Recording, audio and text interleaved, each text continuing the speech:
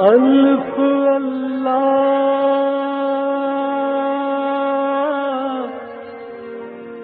چمبے دی بوٹی میرے من وچ مرشد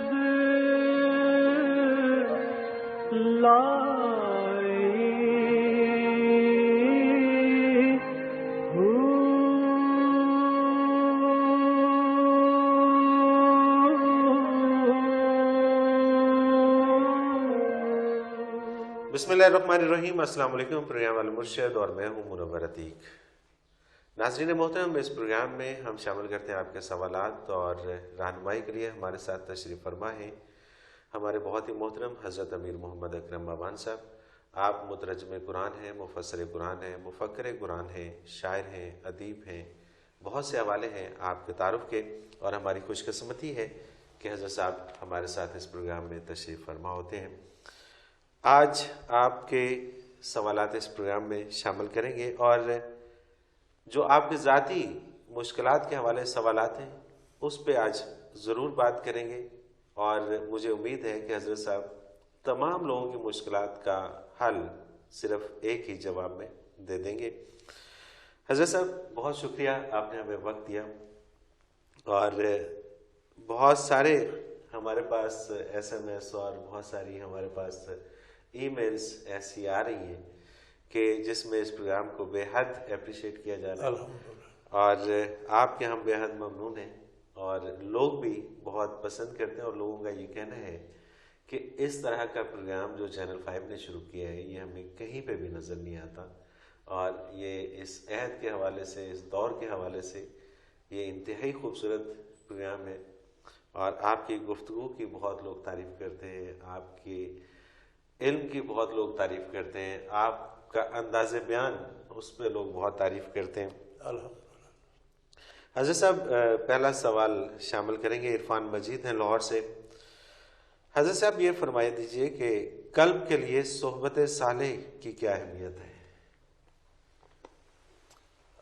نبی کریم صلی اللہ تعالی علیہ وآلہ وسلم کا ارشاد گرامی ہے، بخاری شریف کی حدیث ہے کہ اگر آپ لوہار کی دکان پہ بیٹھیں گے تو ہو سکتا ہے کوئی چنگاری اڑ کر آپ کو جلا دے، لیکن اگر ایسا نہ ہو تو جتنی دیر بیٹھے رہیں گے دھواں اور تپش آپ کو تکلیف دیتی رہے گی۔ اگر آپ کسی عطار کے پاس بیٹھیں گے تو ہو سکتا ہے وہ کہ عطر کا پھاہا لگا کر آپ کو تحفہ تن دے دے کہ یہ پاس رکھیں، لیکن اگر نہ بھی دے تو جتنی دیر بیٹھیں گے آپ کا ذہن معطر رہے گا، بہترین خوشبوئیں آتی رہیں گی۔ سبحان اللہ۔ تو حضور نے فرمایا کہ نیک لوگوں کے پاس بیٹھنا عطار کی دکان پہ بیٹھنا ہے، بے شک، اور برے لوگوں کے پاس بیٹھنا لوہار کی دکان پر بیٹھنا ہے۔ تو ایک اصول جو بزرگوں نے فرمایا یہ ہے کہ صحبت صالح ترا صالح کنت، صحبت طالح ترا طالح کنت۔ نیک لوگوں کے پاس بیٹھو تو تم بھی نیک ہو جاؤ گے، بدکاروں کے پاس بیٹھو گے تو برائی تمہارے گلے بھی پڑ جائے۔ اور یہ قلب کے لیے بھی ضروری ہے کہ جی قلب پر اثرات آتے ہیں جس صحبت میں آپ بیٹھتے ہیں اس کے، جیسی وہ صحبت ہے۔ آپ کسی بندے کو کسی شعبے کے لوگوں کے پاس چھوڑ دیں، بٹیر بازوں کے پاس چھوڑ دیں اور کبوتر اڑانے والوں کے، تو وہ آپ دیکھیں کہ کچھ عرصے بعد اس کے سارے رموز وہ جانتا ہوگا اور اسے شوق ہوگا کہ میں بھی یہ کروں۔ اسی بچے کو اگر آپ نیک لوگوں کی صحبت میں چھوڑ دیں تو کچھ عرصے میں اس کے وہ دینی چیزیں اس کے علم میں آ جائیں گی، معلومات میں اضافہ ہوگا، کردار بدلنا شروع ہو جائے گا۔ تو نیکوں کی صحبت جو ہے وہ براہ راست متاثر دل کو کرتی ہے، صحیح، اور پھر وہیں سے پھر وہ دماغ قبول کرتا ہے، پھر اعضاء و جوارح قبول کرتے ہیں۔ جی اگلا سوال شامل کرتے ہیں جی عمران احمد بھائی پھیرو سے۔ یہ لکھتے ہیں جی قلب روشن ہونا تو سمجھ میں آتا ہے کہ قلب روشن ہو گیا، لیکن قلب جاری ہونا یہ کیا ہے؟ بات ایک ہی ہے، مفہوم ایک ہی ہے، اصطلاحات دو ہیں۔ قلب جاری ہونے سے مطلب بھی یہ ہے کہ قلب روشن ہو جائے، اور قلب جاری اس قلب کو کہتے ہیں جو از خود ذاکر ہو جائے، آپ کوئی کام بھی کر رہے ہیں وہ اللہ اللہ کرتا رہے، اور قلب روشن بھی اسی کو کہتے ہیں جو جاری ہو جائے۔ تو یہ اصطلاحات دو ہیں، مفہوم ایک ہی ہے۔ مفہوم ایک ہی ہے کہ قلب اگر ذکر الہی میں مشغول رہے ہر وقت تو اس کا مطلب ہے قلب ذکر شروع کر دے، قلب میں وہ استعداد آ جائے کہ وہ ذاکر ہو جائے، تو پھر وہ ہر لمحہ ذکر کرتا رہے گا۔ اگلا سوال ہے جی تصور وحید ہیں شیخ پورہ سے، یہ لکھتی ہیں کہ جی آپ کا پروگرام بہت اچھا ہے، اور اس پروگرام کو جب ہم دیکھتے ہیں تو ہمارا ایمان تازہ ہو جاتا ہے۔ حضرت صاحب یہ فرمائیے گا کہ کیا مشاہدات بھی شیخ کامل کے بغیر حاصل نہیں کیے جا سکتے؟ مشاہدات میرا خیال ہے ہم کسی پہلے پروگرام میں عرض کر بھی چکے ہیں، مشاہدات ہوتے ہیں من جانب اللہ بطور انعام۔ مشاہدات کے لیے کوئی کوشش نہیں کرتا، مجاہدہ جو کیا جاتا ہے وہ کیا جاتا ہے رضا الہی کے لیے۔ اور کوئی کام ہے، آپ ایک موٹر سائیکل مرمت کرنا ہے، بائی سائیکل مرمت کریں تو آپ کو کوئی استاد تو لینا پڑے گا۔ کوئی شعبہ زندگی کا ہے، بغیر سیکھے کوئی کام آتا ہے؟ جی بالکل۔ تو یہ تو بہت نازک اور حساس ترین شعبہ ہے کہ دل سے مجاہدہ کیا جائے اور دل کو ذاکر کیا جائے۔ پھر دوسری بات بنیادی یہ ہے کہ صحابی صرف وہی بنے جنہیں صحبت نبی کریم صلی اللہ علیہ وسلم کی تسلیم ہوئی۔ بے شک اگر نصیب نہیں ہوئی تو محنت کر کے کوئی صحابی بنا، سوال ہی پیدا نہیں۔ تابی تبا تابی انہیں بنے جنہیں صحبت نصیب، شیخ وہی بنے جنہیں بزرگوں کی صحبت نصیب ہوئی، مشائخ بھی وہی بنے۔ تو یہ شعبہ تو ہے ہی کہ یہ دل سے دل کو چیز منتقل ہوتی ہے، یہ از خود نہیں آتی۔ یعنی یہ برکات سینہ نبوت میں ہوتی ہیں، وہاں سے صحابہ نے لی، تابعین تبع تابعین متقدمین، سینہ بسینہ چلنے والی ایک نعمت ہے۔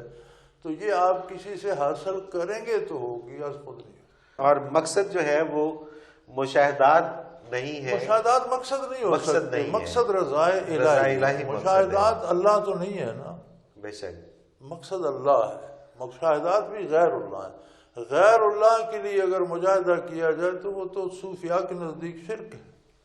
صحیح۔ پھر مشاہدات کو تصوف میں کمال نہیں سمجھا جاتا، ہم لوگ عام آدمی ہم کمال سمجھتے ہیں، صوفی تو کہتے ہیں کہ مشاہدات جو ہیں وہ طلب و بہا اطفال الطریقہ، جو کمزور لوگ ہوتے ہیں طریقت میں انہیں مشاہدات زیادہ ہوتے ہیں کہ وہ اللہ ان کو قائم رکھنے کا سبب بنا دیتا ہے۔ یعنی طریقت کے بچوں کو مشاہدات سے بہلایا جاتا ہے، طلب و بہا اطفال الطریقہ، بچوں کو کھلایا جاتا ہے، کھلونے دیے جاتے ہیں۔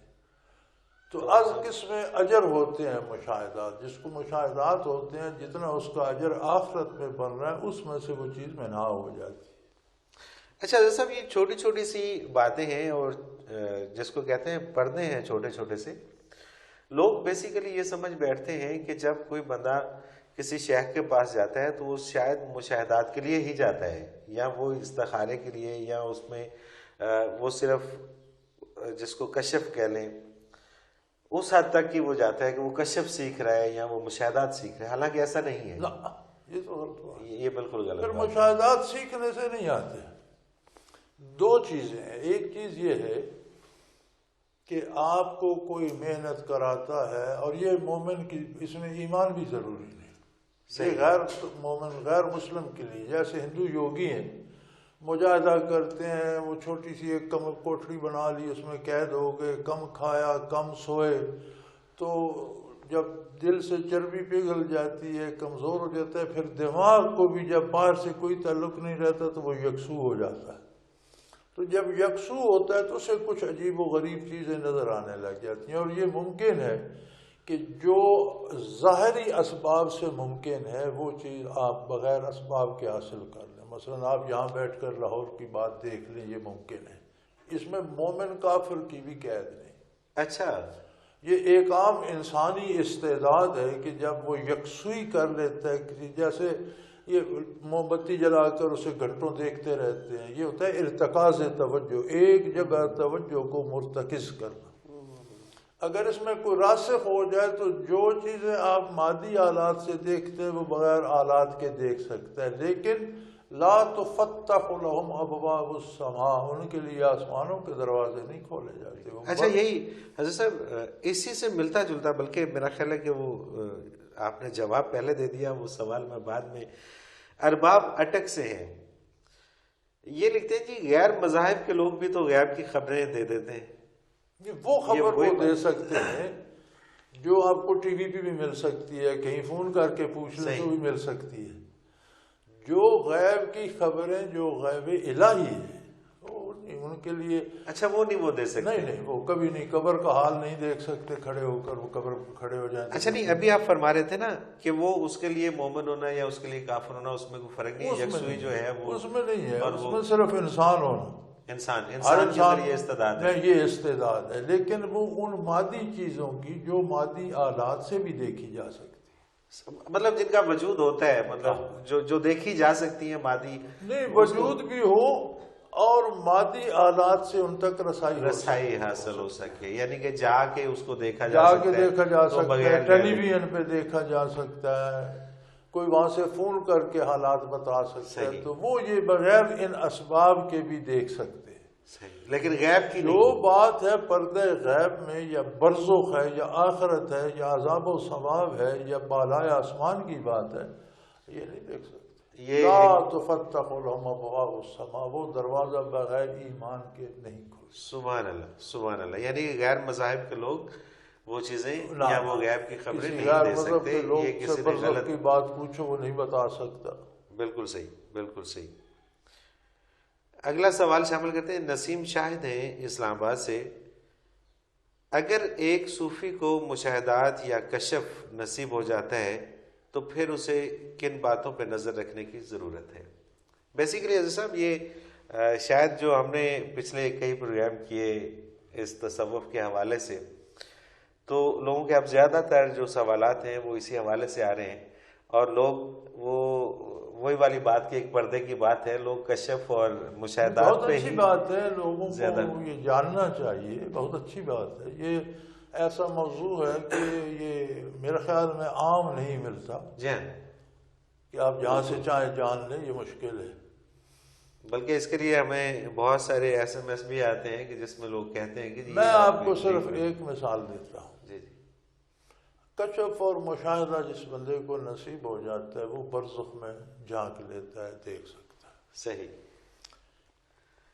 کشف اختیاری ہوتا ہے، یعنی جب آپ کسی چیز کی طرف متوجہ ہوں تو وہ منکشف ہو جائے، لیکن ہر بار نہیں، اللہ چاہے تو منکشف کر دے، آپ متوجہ ہوں وہ کوئی چیز نہیں بتانا چاہتا، وہ منکشف نہیں ہوتی۔ صحیح۔ اگر ہوتی ہے تو آپ یہ اندازہ کریں کہ دو بندوں نے اللہ کے روبرو حساب دینا ہے، ایک بندے نے نہ براہ راست اللہ سے خبر سنی، نہ براہ راست نبی سے، بلکہ اس نے قرآن بھی علماء سے پڑھا، ترجمہ بھی علماء سے پڑھا، اور علماء سے سنا کہ برزخ میں عذاب ثواب ہوگا، اس کام پہ عذاب ہوگا، اس پہ ثواب ہوگا، یا قیامت کو سوال جواب ہوں گے، حساب ہوگا۔ ایک بندہ ایسا ہے جسے یہ مشاہدہ ہو جاتا ہے، کشف ہو جاتا ہے، وہ دیکھ لیتا ہے قبر میں کیا ہو رہا ہے، محشر کیسے قائم ہو۔ ان دونوں کے حساب میں کتنا فرق ہوگا؟ ڈیفینیٹلی ایک نے دیکھ لیا اپنی آنکھوں سے اور دوسرے نے سنا، تو ظاہر ہے جس نے دیکھا کشف ہو گیا اس پر تو زیادہ ذمہ داری زیادہ آتی ہے ذمہ نا۔ داری تو جسے کشف نصیب ہو جائے اس کا مطلب ہے کہ دین کے اتباع میں زیادہ سینسٹیو اور حساس ہو جائے کہ کبھی کہیں نافرمانی نہ ہو جائے، سبحان اللہ، کیونکہ اس کا حساب سخت ہوگا۔ سبحان اللہ، بے شک۔ اور ہوتا اصل میں یہ ہے حضرت صاحب کہ جب کوئی تھوڑا سا بھی کسی بلندی پہ پہنچتا ہے تو وہ پھر اپنے آپ کو ہی سب کچھ سمجھنا شروع ہو جاتا ہے۔ جب اپنے آپ کو سب کچھ سمجھتا ہے پھر کچھ نہیں رہتا، پھر کچھ نہیں رہتا، پھر اس کا زوال شروع ہو جاتا ہے۔ ناظرین محترم، ایک مختصر سا کمرشل بریک اور اس کے بعد حاضر ہوتے ہیں، ہمارے ساتھ رہیے۔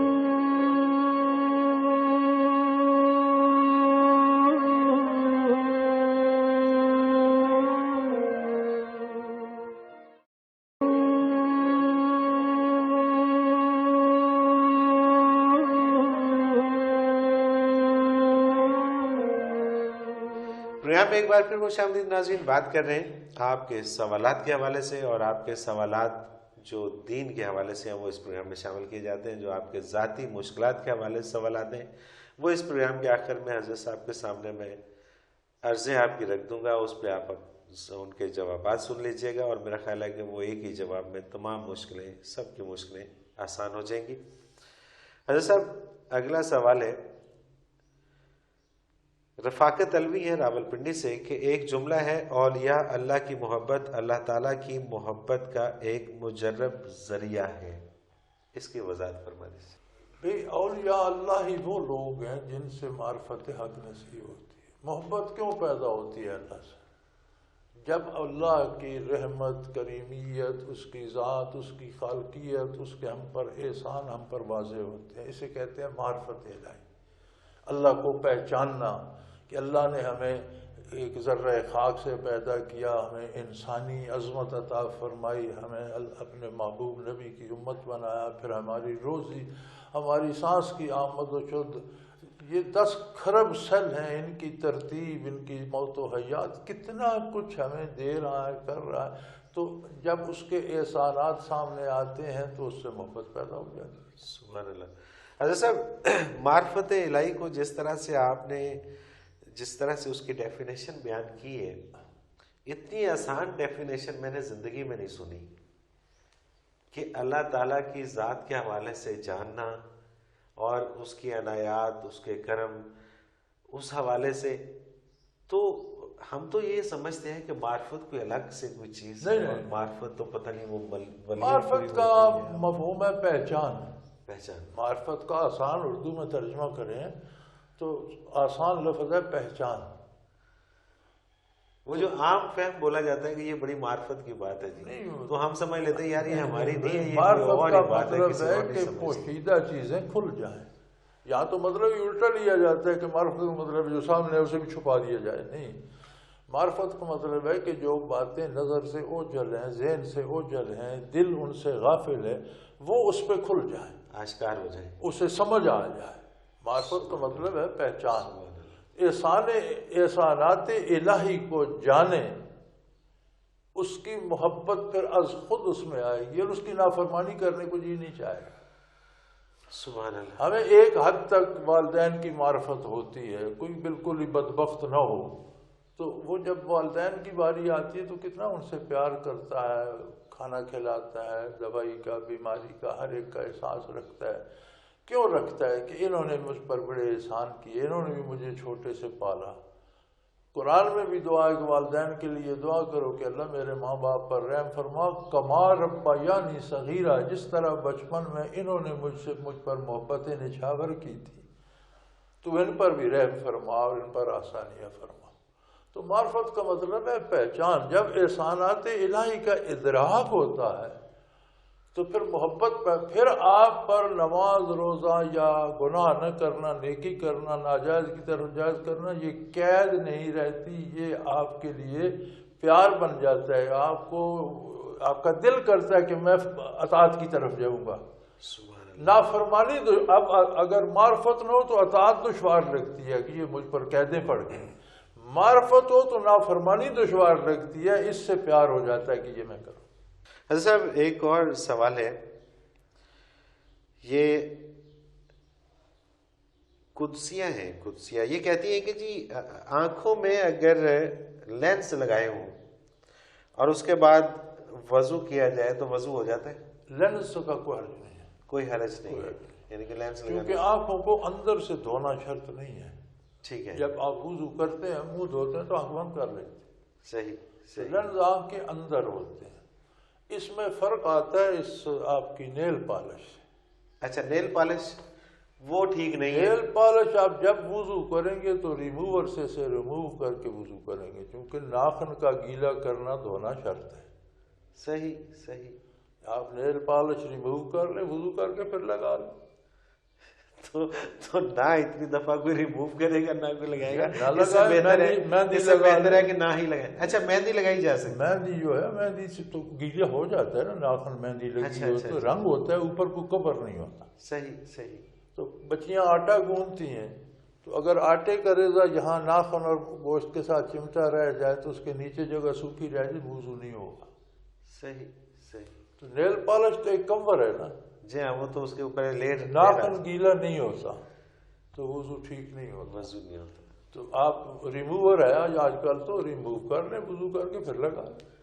لیکن آنکھ کے اندر جو لینز ہے اسے دھونے کی، کیونکہ اندر سے آنکھ دھونا شرط ہی نہیں ہے، جب ہم منہ دھوتے ہیں تو آنکھیں بند کر کے دھوتے ہیں، بالکل صحیح۔ تو لینز آنکھ کے اندر ہوتا ہے، وہ لگا رہے، اس کا فرض۔ جی قدسیہ صاحبہ، اگر لینس کا معاملہ ہے تو لینس آپ لگا سکتے ہیں، لینس سے وضو ہو جاتا ہے، لیکن اگر کہیں معاملہ ہے نیل پالش کا تو پھر نیل پالش سے وضو نہیں ہوتا۔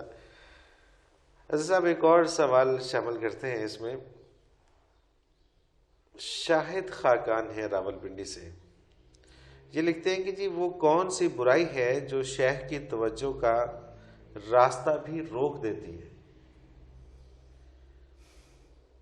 خلوص کا چلا جانا۔ صحیح، یعنی کہ اگر انسان کے اندر خلوص باقی نہ رہے تو توجہ پھر اسے منقطع ہو جائے۔ کچھ نہیں ملتا، پھر اسے گناہ جو ہے اس کی توبہ ہے، صحیح، غلطی ہو جائے اس کی توبہ ہے، رجوع ہے۔ خلوص چلا جائے تو فیض منقطع ہو جائے۔ صحیح، بالکل صحیح، یعنی کہ اس میں جو لینے والا ہے اس کے اندر خلوص کا ہونا بہت ضروری ہے، بنیاد شرط ہے۔ بنیاد، اگر خلوص نہیں ہے تو پھر وہ جو مرضی کر لے۔ جن کو خلوص نہیں تھا وہ نبی کریم سے کچھ نہ لے سکے، اور قرآن نے انہیں منافق۔ سبحان اللہ سبحان اللہ۔ دیکھو کلمہ بھی پڑھتے تھے، نماز حضور کے ساتھ پڑھتے تھے، مدینہ منورہ میں رہتے تھے، خلوص نہیں تھا، قرآن نے کہا یہ منافق ہے، کچھ نہ لے سکے، بے شک، جہنم کا ایندھن بن گئے۔ یعنی کہ صرف واحد ایک چیز ہے خلوص، کہ اگر خلوص باقی ہے تو پھر تو سب کچھ گنجائش ہے، پھر گنجائش ہے، غلطی ہو پھر جائے پلٹ سکتا ہے توبہ انسان۔ کی گنجائش ہے، خلوص چلا جائے پھر آپ نیکی بھی کریں تو وہ منافقت ہے، سبحان اللہ، پھر دکھاوے کو کریں گا نا۔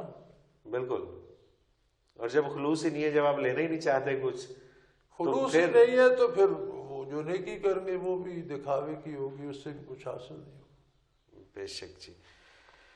صاحب ایک اور سوال ہے، رفاقت علوی ہے راول پنڈی سے، تصوف میں ایک عام اصطلاح ہے توجہ، اس سے کیا مراد ہے؟ شیخ جب کسی کا قلب روشن کرنے کے لیے، کسی کو قلب میں اللہ اللہ یہ ذکر سکھانے کے لیے اس کی طرف متوجہ ہوتا ہے، تو اس کی اپنی جو ایک کیفیت ہوتی ہے، یہ جو طاقت ہوتی ہے، یہ جس درجے کا وہ بندہ ہے، اس میں سے انوارات اس پر القاء کرتا ہے، اس طرف متوجہ ہوتا ہے، یہ اس پر وہ انوارات ڈال کر اس کے دل کو روشن کرنا، اسے توجہ، اصطلاح تصوف میں اسے توجہ کہتے ہیں۔ صحیح۔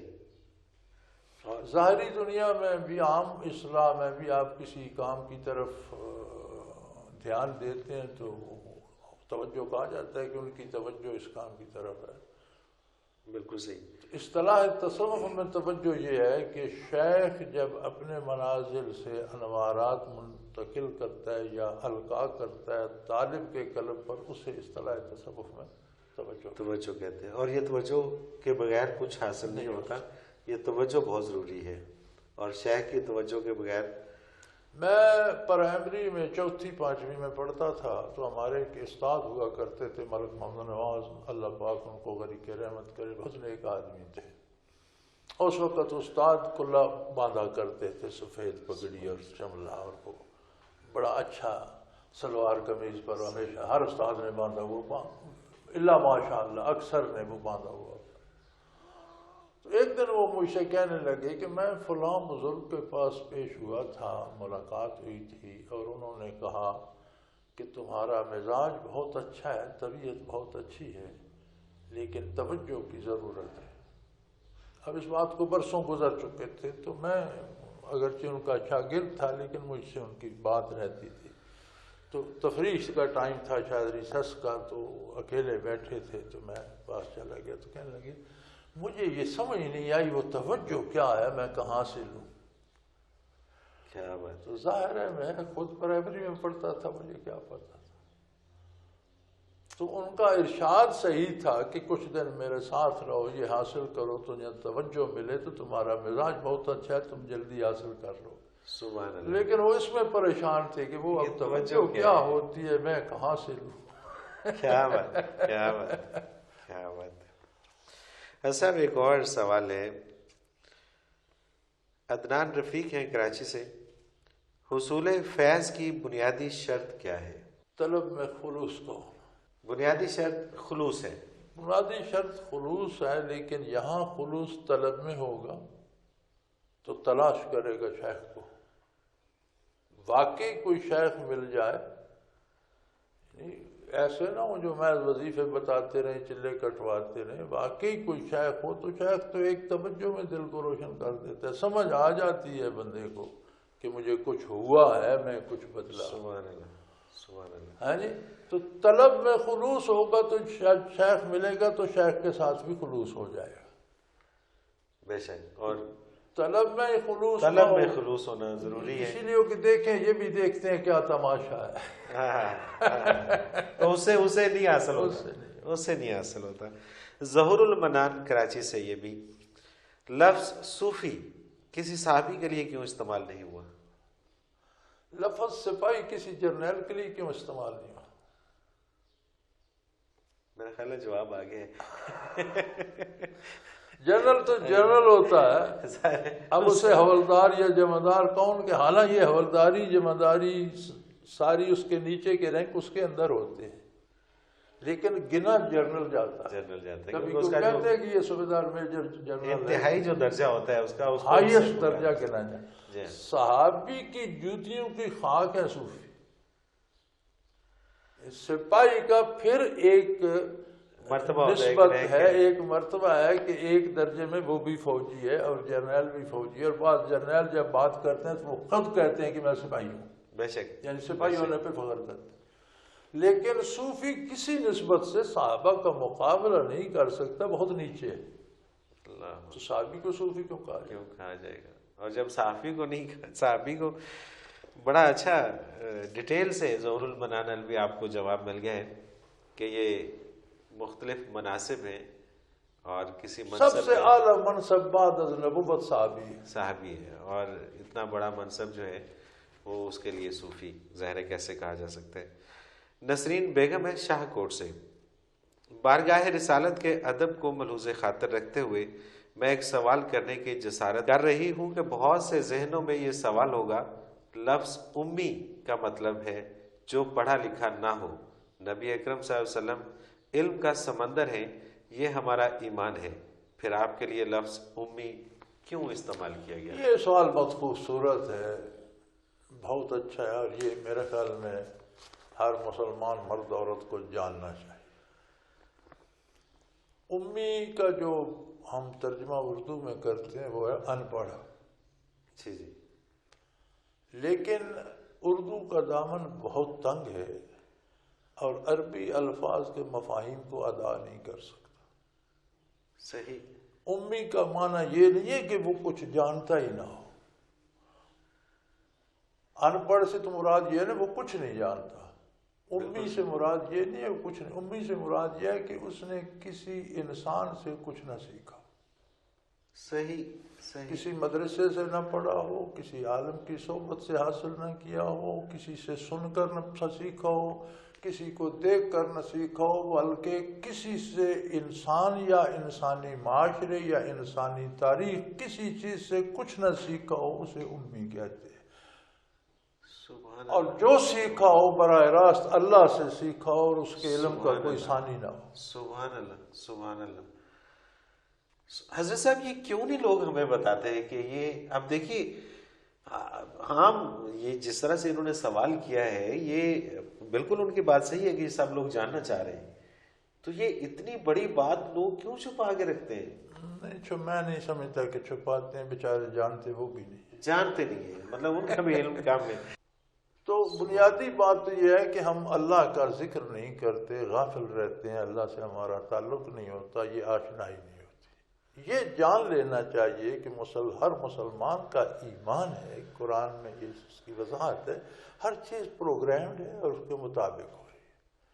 اگر آپ سمجھتے ہیں میں کمزور ہوں، یہ زیادتی، میں بیمار میں دعا کرتا ہوں روز اللہ کریم سے، یا اللہ مجھے شفا کی آسانی دے دے، تو دعا کرنا بجائے خود عبادت ہے، اللہ اس پہ رحم فرماتے ہیں۔ کوئی پریشانی آئے آپ تنہائی میں بیٹھ کر وضو کریں، نوافل پڑھیں، جائے نماز پہ بیٹھ کر درود شریف پڑھیں، ہاتھ اٹھا کر اللہ سے خلوص سے دعا کریں، وہ خود کہتا ہے ادعونی استجب لکم، مجھے پکارو میں تمہارا بات قبول کا مان لوں گا۔